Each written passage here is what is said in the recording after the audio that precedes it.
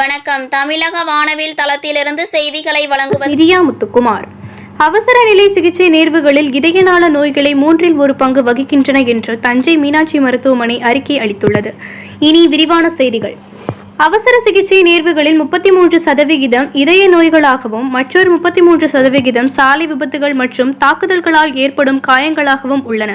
மீதமுள்ளவை பக்கவாதம், தொற்றுகள், சுவாச நோய்கள், இரத்த தொற்று மற்றும் விஷம் அருந்துதல் போன்றவையாகும். கடந்த 13 ஆண்டுகளில் மீனாட்சி மருத்துவமனையின் அவசர சிகிச்சை பிரிவு 1.5 லட்சத்திற்கும் மேற்பட்ட நோயாளிகளுக்கு உயிருக்கு ஆபத்தான நிலைகளில் சிகிச்சை அளித்துள்ளது. இந்நிகழ்வு குறித்து மருத்துவர்கள் செய்தியாளர்கள் சந்திப்பில் அறிக்கை அளித்துள்ளனர். தமிழக வானவில் செய்திகளுக்காக மாநில செய்தி பிரிவு டைனா விஷன் இந்தியா, சென்னை. தீவிர சிகிச்சை பிரிவு சொல்லக்கூடிய கிரிட்டிக்கல் கேர் 1970s வந்தது. ஸோ இப்போ இந்த எமர்ஜென்சி மெடிசன் அப்படின்றது 2000 தான் இந்தியாவில் அறிமுகப்படுத்தப்பட்டது. அதுலேயும் மீனாட்சி மிஷன் ஒரு பயணியர் அப்படின்னு சொல்லுவோம். மதுரையில் 2005-6 கிட்டத்தட்ட ஒரு 20 வருஷத்துக்கு முன்னாடி மதுரை மீனாட்சி மிஷன் முதல்ல அதை அப்ளை ஆரம்பிச்சாங்க. அது மூலமா பல பேரை நம்ம காப்பாற்ற முடியும் அப்படின்றதுனால சேர்மனோட ஒரு 2013 இங்க மீனாட்சி ஆரம்பிக்கும் போது இங்க யாருக்குமே அந்த பேஷண்ட்டை ஒரு மெடிக்கல் ஆஃபீஸர் ரிசீவ் பண்ணிடுவாரு, ஒரு முதலுதவி செய்வாரு. ஒரு செயற்கை சுவாசம் கொடுக்கணும் அப்படின்னு சொன்னோம்னா ஒரு அனஸ்தீசியா கூப்பிடுவாங்க. அவங்க நைட் 2 மணிக்கு கிளம்பி வருவாங்க, வரமாட்டாங்க, வந்துருவாங்க. அந்த ஒரு 15 மினிட்ஸ் வரைக்கும் அந்த உயிர் போராட்டத்திலே இருக்கும். அந்த மாதிரிலாம் டிலே பண்ணக்கூடாது, கூட இருக்கக்கூடாது அப்படின்றதுக்காக முதல்ல தஞ்சாவூர்லயும் மதுரையில இருந்த அந்த கான்செப்டை இங்க சார் அப்ளை பண்ணாங்க, சேர்மன் அப்ளை பண்ணாங்க. ஸோ அது நல்லாவே செயல்முறைக்கு வந்ததுக்கு அப்புறம் பல பேரை காப்பாற்ற முடிஞ்சது. அக்யூட் கேர் அப்படின்னு சொல்லுவோம், பிரிவென்ஷன் அந்த மாதிரி எஸ்பெக்ட்ல அக்யூட் கேர் அப்படின்னு சொல்லக்கூடிய உயிர் காத்தல் சிகிச்சைகள். ரெண்டாவது பெயின் மேனேஜ்மெண்ட், அந்த வலியை உயிர் துடிக்கும் போது அந்த வலியை குறைக்கிறதுக்கான நடவடிக்கை. அப்ப இந்த எமர்ஜென்சி மெடிசன் மூலமா ஒரு டாக்டர் இருந்தா போதும், எந்த வகையான நோயாளி வந்தாலும் நம்மளால காப்பாற்ற முடியும். அது சாலை விபத்தில் அடிப்பட்டு எலும்பு முறிவு, தலைக்காயம் இந்த மாதிரி அடிப்பட்டு வந்த பேஷண்டா இருந்தாலும் சரி, அறுவை சிகிச்சை சம்பந்தப்பட்ட எமர்ஜென்சியா இருந்தாலும் சரி, அல்லது விஷம் சாப்பிட்டாங்க, மூச்சு திணறல், இதய நோய், இந்த மாதிரிப்பட்ட மெடிக்கல் எமர்ஜென்சியா இருந்தாலும் சரி, அப்படி இல்லாம கர்ப்பிணி பெண்கள் அவங்களுக்கு வலிப்பு வருது அல்லது பிரஷர் ரொம்ப அதிகமாகுது, ஸோ அதனால ஏற்படக்கூடிய உயிருக்கு ஆபத்தான நோய்கள் அதுவா இருந்தாலும் சரி, அல்லது சிறு குழந்தைகள், பச்சிளம் குழந்தைகள், நியூபார்ன் பேபி அவங்களுக்கு வரக்கூடிய ஃபிட்ஸ் இந்த மாதிரி இதா இருந்தாலும் சரி, இதுக்கு தனித்தனியா ஸ்பெஷலிஸ்ட் 24 நேரமும் இருக்கிறது வாய்ப்புகள் குறையும். அப்போ இந்த உயிர் காக்கக்கூடிய அந்த ஃபர்ஸ்ட் 1 hour எந்த பேஷண்ட் வந்தாலும் அந்த உயிரை காப்பாத்திட்டு அதுக்கப்புறம் நாங்க என்ன பண்ணோம்னா அந்த ஸ்பெஷலிஸ்ட் கையில ஒப்படைச்சிருவோம். அவங்க அந்த நோய் திரும்ப வராம இருக்கிறதுக்கு என்ன வேணுமோ அதை செஞ்சுருவாங்க. ஸோ இதுதான் அந்த எமர்ஜென்சி மெடிசன் அப்படின்றதோட கான்செப்ட்.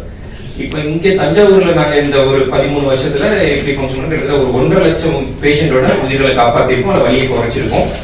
ஸோ ஒவ்வொரு மாசமும் கிட்டத்தட்ட ஒரு 1400 1500 நோயாளிகள் குணமாகி போயிட்டு இருக்காங்க.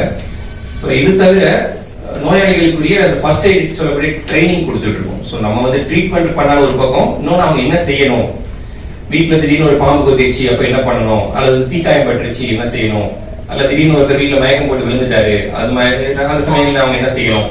இந்த மாதிரி ஒரு முதலுதவி சிகிச்சை முறைகள் இதையும் கிட்டத்தட்ட ஒரு 20,000 பேருக்கு மேல இந்த ஒரு 13 வருஷத்துல அவங்களுக்கு ட்ரைனிங் கொடுத்து பொதுமக்களுக்கு மீனாட்சி மருத்துவமனைக்குள்ளாயும் சரி, சுத்தி இருக்கிற ஸ்கூல்ஸ், காலேஜஸ், ஆட்டோ டிரைவர்ஸ் இந்த மாதிரி இருக்கிறவங்களுக்கும் ட்ரைனிங் கொடுத்துருக்கோம். சோ அது போக இங்க பயிற்சி பெற்ற மருத்துவர்கள் தான் இப்ப தஞ்சாவூர்ல மித்த மருத்துவமனையிலையும் இந்த எமர்ஜென்சி டிபார்ட்மெண்ட் ரன் பண்ணிட்டு இருக்காங்க. அப்ப எமர்ஜென்சி டிபார்ட்மெண்ட் இருந்தா பல உயிர்களை காப்பாற்ற முடியும்னு சொல்லி மித்த மருத்துவமனைகள் புரிஞ்சதுக்கு அப்புறம் இங்க பயிற்சி பெற்ற மருத்துவர்கள் தான் இங்க இருக்கிற சரௌண்டிங் எல்லா ஹாஸ்பிட்டல்லையுமே அவங்க உயிர்களை காப்பாத்தி இது பண்ணிட்டு இருக்காங்க. அதை நாங்க பெருமையாவே நாங்க கருதுறோம். வருது ஒரு சின்ன மிஸ் அண்டர்ஸ்டாண்டிங் வருது. ஏன்னா எமர்ஜென்சில டைமே இருக்காது நமக்கு. அவங்க மூச்சு திணறல வரும்போது இப்ப அட்மிஷன் ஆயிட்டாங்கன்னா நமக்கு டைம் இருக்கும். ஒரு நாள் ஆகும்போது அவங்களோட நோயாளிகள் புரிஞ்சுக்குவாங்க, அவங்களுக்கு கொஞ்சம் தீவிரமான நோயில பாதிக்கப்பட்டிருக்காங்க அப்படின்னு சொல்லி. பட் அங்க இருக்கக்கூடிய அந்த 2-3 மணி நேரத்துல சில நேரங்கள்ல ஏதாவது ஒரு அசம்பாவிதம் நடக்கும்போது பொதுமக்களுக்கு சில ஒரு புரிதல் இல்லை. அப்ப அந்த பேஷண்ட்டுக்கு அவங்க என்ன நடக்குது, எதனால அந்த கம்யூனிகேஷன் கேப் வருது, என்ன நோயினால பாதிக்கப்பட்டிருக்காங்க, என்ன வைத்தியம் அவங்களுக்கு போயிட்டு இருக்கு.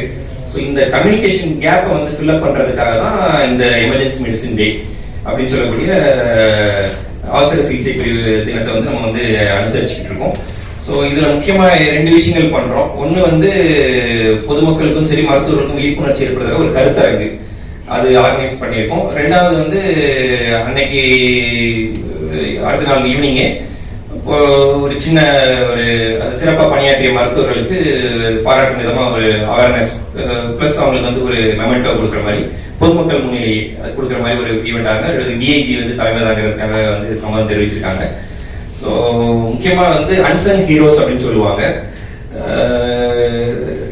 இதே டாக்டர்லாம் ட்ரீட் பண்ணி முடியும் போது அவங்க கூட இருப்பாங்க.